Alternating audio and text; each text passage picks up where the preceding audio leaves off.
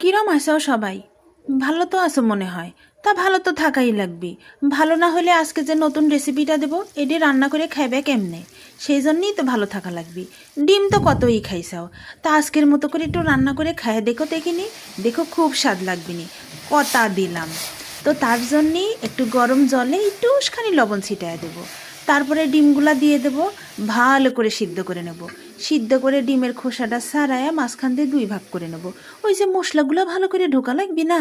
তা মশলার মধ্যে কী নিছি একটু দেখাইয়া দেই। দেখো মশলা নিছি আদা বাটা, জিরে বাটা, কাজু বাটা, পোস্ত বাটা, রসুন বাটা, তারপরে ধনিয়া বাটা, আর নিছি কাঁচামরিচ বাটা।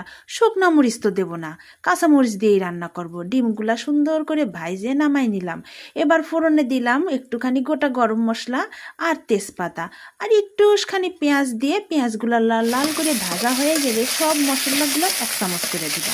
আর তুমি যতটুকু ঝাল খাতে চাও সেই পরিমাণে কাঁচামরিচের বাটা দিবা। দিয়ে মশলাটা সুন্দর করে কষায় নেবা।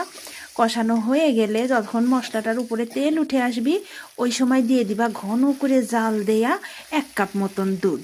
তা আমি এখানে দুধ দিয়ে বেশ কিছুক্ষণ নাড়াচাড়া করব। দুধটা যখন আরও শুকায় আসবে তারপর দিয়ে দেবো 1 কাপ মতন জল।